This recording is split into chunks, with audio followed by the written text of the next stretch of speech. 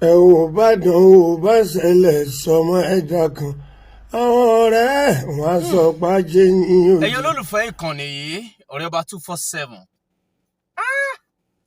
mo rántí gbajúgbajà òṣèré sinimá kan Ọlanrewaju James Omiyinka Baba Ijesha ṣẹ́yìn náà rántí bí mo ṣe wá rántí ẹ̀ orin kan sọ sí mi lọ́kàn tó máa ń kọ tí mo dẹ̀ like a ní Ìjèsà Ọlanre Omiyinka bàbá àwàdà ẹ̀mí agbọ́ wìrìwìrì ọ̀rọ̀ Ìjèsà Ọlanre Omiyinka bàbá àwàdà ẹ̀mí agbọ́ wìrìwìrì ọ̀rọ̀ torí kí mo rántí pé Bàbá Ìjẹ̀ṣà yẹn bó ṣe jẹ́ actor tó bó ṣe jẹ́ gbajúgbajà òṣèré sinimá tó bẹ́ẹ̀ náà ló jẹ́ comedian bẹ́ẹ̀ náà ló jẹ́ broadcaster radio presenter ni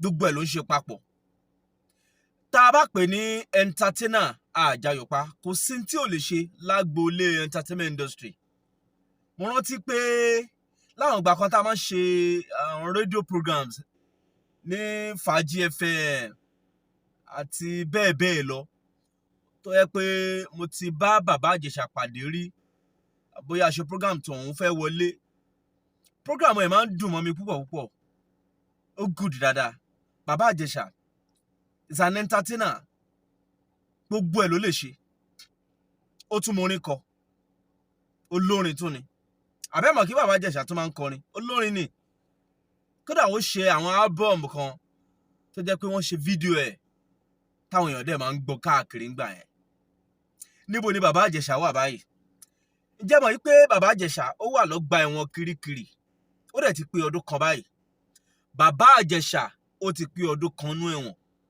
ẹ má sọ fún mi pé ẹ ń béèrè lọ́wọ́ mi pé kí ni tó gbé Bàbá Ìjẹ̀ṣà dẹ́wọ̀n ẹ̀wọ̀n ọdún 16 years ni wọ́n dá fún Bàbá Ìjẹ̀ṣà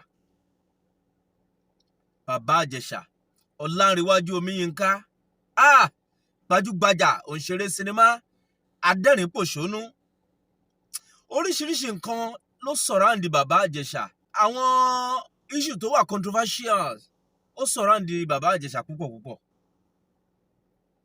kódà àwọn kan ń sọ pé ṣó ti marry ṣé ò tí ì marry ṣó ti bímọ rí but Bàbá Ìjẹ̀ṣà should be around 50 it should be around 50 àwọn èèyàn wá ń sọ kiri pé Bàbá Ìjẹ̀ṣà àwọn òròpó tí ì marry o kò ṣe tí ì marry ẹ ti mọ̀ yí pé nǹkan tó surround Bàbá Ìjẹ̀ṣà ó pọ̀ gan tó jẹ́ pé kò ṣe é túwò tán ṣùgbọ́n bó ṣe wọ Ọlọ́run ló ń ṣọlá o oríṣiríṣi èèyàn lọ́lọ́run dá sáyé o kí kálukú dúpẹ́ tiẹ̀ ni Bàbá Ìjẹ̀ṣà ó ti pé ọdún kan nú ọgbà ẹ̀wọ̀n Kiríkirì maximum security custodial center Kiríkirì nílùú Èkó Bàbá Ìjẹ̀ṣà ń bẹ́ẹ̀ 16 years ló dá fún ó dẹ̀ ti lọ́dún kan tẹ́ ẹ bá gbàgbé ìròyìn kan ló súyọ ní ọdún 2021 ìlú kọ́kọ́ súyọ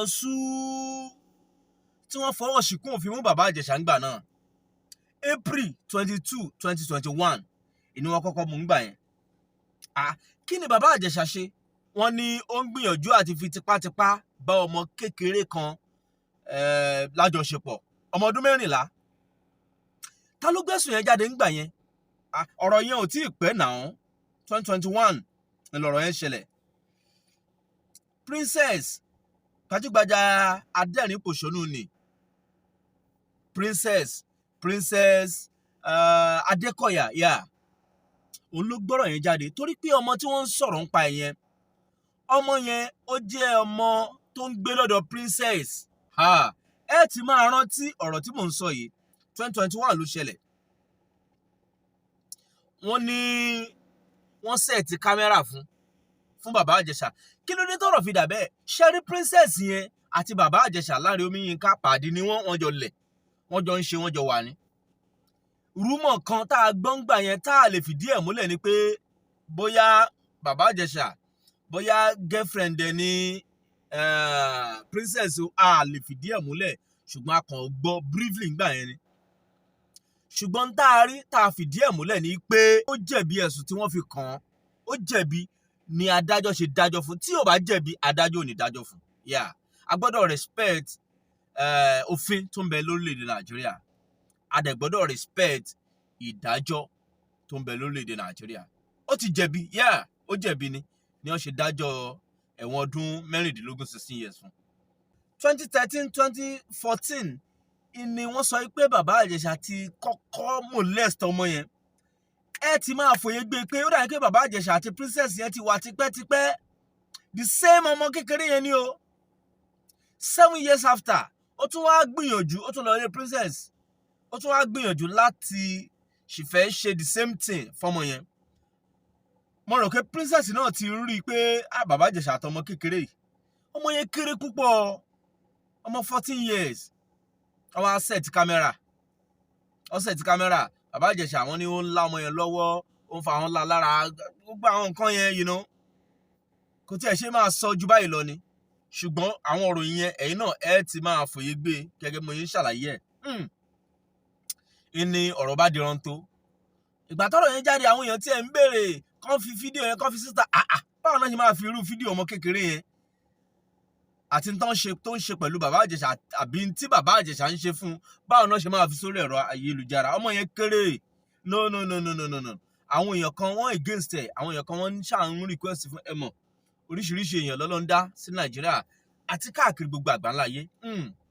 Ọ̀rọ̀ yẹn wá ń lọ bẹ́ẹ̀. Wọ́n fọlọ́pàá arrest Bàbá Ìjẹsà. Ó délé ẹjọ́. July 16, 2021 ni Bàbá Ìjẹsà kọ́kọ́ yọjú sí magistrate court eléyìí tó ń bẹ ní Yaba. Wọ́n bẹ̀rẹ̀ sí ní fà á débi pé Ìyábọ̀ Òjó ń gbà yẹn ó gbé ọ̀rọ̀ yẹn sórí. Ẹ mọ̀ pé Ìyábọ̀ Òjó náà ti sọrú àwọn ọ̀rọ̀ tó jọ bẹ́ẹ̀ rí nípa ara tiẹ̀ pé nígbà tóun wà bí i 7 years wọ́n molest òun. Ṣé àmọ́ kóbìnrin tó bá molest ní kékeré bẹ́ẹ̀ ó máa dùn ni. Tó bá gbọ́ pé ọkùnrin kan fẹ́ molest ọmọ kékeré ó máa dùn, kò ní fẹ́ gbọ́, kò ní fẹ́ gbà. Ó gbé sórí gan pé no, ẹ lè cheat ọmọ ìgbé. Ìyábọ̀ Òjó gbé sórí. Kódà nígbà táwọn Yomi Fabiyi tí wọ́n jẹ́ gbajúgbajà òṣèré, Yomi Fabiyi ó dìde, ó dúró ti Bàbá Ìjẹsà pé no, wọ́n fẹ́ rọ́ọ̀bù Bàbá Ìjẹsà ni, ọ̀rọ̀ yẹn ò rí bẹ́ẹ̀ nǹkan. Ṣé rí ẹgbẹ́ òṣèré ńgbà yẹn dá sí méjì. Àwọn kan wọ́n support Bàbá Ìjẹsà led by Yomi Fabiyi. Àwọn kan wọ́n against Bàbá Ìjẹsà led by Ìyábọ̀ Òjó. Ṣé rí lára àwọn tí wọ́n support Bàbá Ìjẹsà ni Yomi Fabiyi wà. Àwọn èèyàn pọ̀, Bukky Black, Lẹ́gẹ́ Miami, wọ́n ń try láti support colleague wọn torí wọ́n ní àwọn ò rí ẹ̀rí láti fi kìíní yẹn múlẹ̀. Lára àwọn tí wọ́n against Bàbá Ìjẹsà tó jẹ́ pé wọn ò tí ẹ̀ fẹ́ gbọ́ ni Bàbá Ìjẹsà gbọ́dọ̀ ṣẹ̀wọ̀n, olórí wọn ni Ìyábọ̀ Òjó. Torí pé ó dùn ni, torí pé ó fi ìtara hàn, ó dùn pé Bàbá Ìjẹsà ò lè ṣerú nǹkan yẹn kó lọ gbé.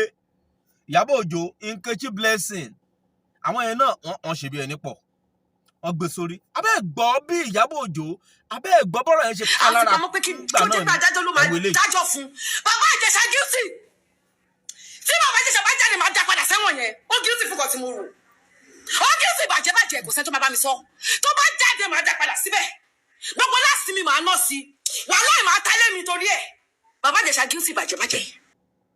Ìyábọ̀ Òjó gbé sórí ńgbà yẹn o, ṣùgbọ́n àti hàn bá a ṣe wáyé páàrí ńlá rí. Ọdún 16 years náà fún Bàbá Ìjẹsà. Ó ti lọ ọdún kan. Àwọn èèyàn wá ń sọ kiri pé ọkọ̀ ọdún 15. Ṣùgbọ́n tí mo mọ̀ ní pé kò ń ṣe 16 years táwa máa kà yẹn náà máa kà fún ilé ẹjọ́. Ó ní bí wọ́n ṣe máa kà. Kódà bí a bá máa fi ọdún 5 sí ìsìn, wọ́n lè lò ti jáde. Ó ní bí wọ́n ṣe máa ń kà á. Àwọn tó mọ̀ nípa òfin ní kẹ́ ibi léèrè. Ṣùgbọ́n 16 years ni wọ́n fún Bàbá Ìjẹsà. July 14, 2022 ni adájọ́ Olúwatóyìn Táíwò tilé ẹjọ́ tó ní ṣe pẹ̀lú irú ìwà yẹn tó ń bẹ ní agbègbè Ìkẹjà ni wọ́n gbé ìdájọ́ kalẹ̀. Adájọ́ wọ́n dá ẹ̀bi fún Bàbá Ìjẹsà, wọ́n dẹ̀ ní kó máa lọ sí ẹ̀wọ̀n ọdún 16. Àwọn nǹkan kọ̀ọ̀kan náà wà nínú àwọn ẹ̀sùn tí wọ́n fi kàn án, tó ń sọ pé Bàbá Ìjẹsà ò jẹ̀bi o.